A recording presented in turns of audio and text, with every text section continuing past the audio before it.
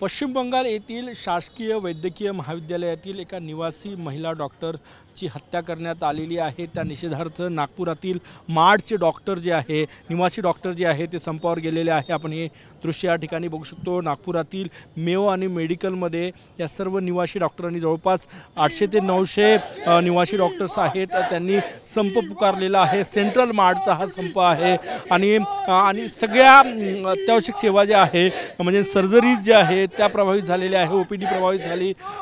काही अत्यावश्यक सेवा ज्या आहेत त्या सिनियर डॉक्टर यांच्या भरोश्यावर आहे।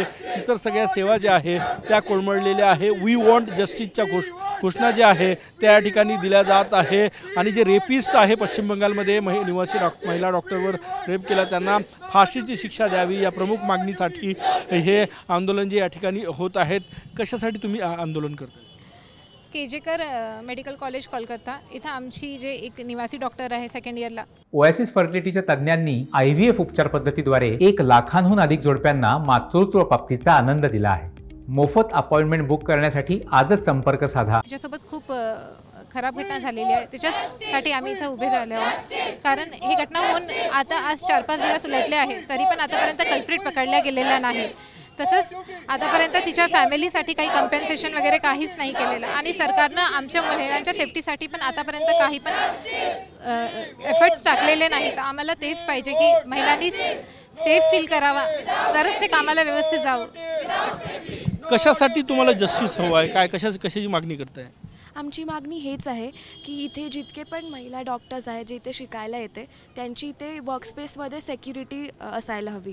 आणि जेव्हा पण ते आपलं घर सोडून इथे शिक्षण करायला येतात किंवा हॉस्पिटलमध्ये ड्युटी करायला येतात तेव्हा त्यांची सेक्युरिटी असायला हवी। कशासाठी तुम्हाला जस्टिस हवं आहे? कोलकात्यात घटना घडली, काय मागणी आहे तुमच्या?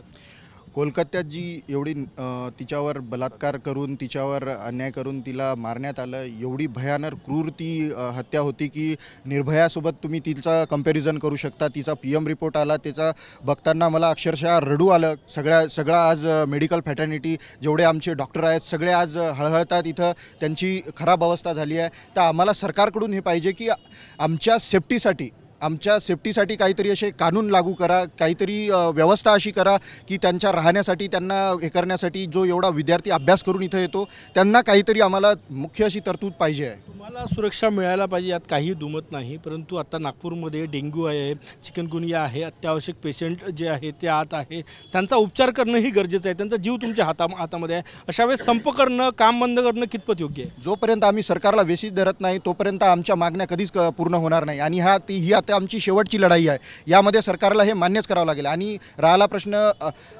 इमर्जन्सीचा, तर इमर्जन्सी सर्व्हिस ही सर्व चालू आहे। फक्त OPD आणि इलेक्टिव्ह ज्या सर्जरीज वगैरे आहेत त्या बंद आहे। कधीपर्यंत संप असणार? हा आमचा संप आता इंडिफिनाइट असेल, काही याचं म्हणजे जेव्हापर्यंत सरकार आमच्या मागण्या मान्य नाही करणार तेव्हापर्यंत हा संप सुरू असेल। या वी वॉन्ट जस्टिसच्या घोषणा देत हे सगळे निवासी डॉक्टर संपावर गेलेले आहे। नागपुरात जवळपास 900पेक्षा जास्त निवासी डॉक्टर संपावर आहे। एकीकडे डेंग्यू, चिकनगुनिया, मलेरियाची साथ सुरू आहे, दुसरीकडे या डॉक्टरांचा संप सुरू आहे। यांची मागणी मान्य व्हायला पाहिजे, पण तेवढंच गरजेचं आहे जे गरजू पेशंट आहेत त्यांनाही वेळेवर उपचार मिळणं गरजेचं आहे। कॅमेरामॅन साईसह गजानन उमाटे, TV9 मराठी।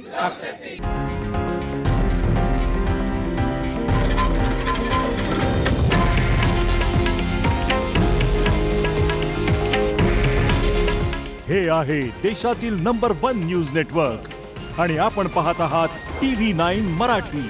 काळजी तुमची, हित महाराष्ट्राचं।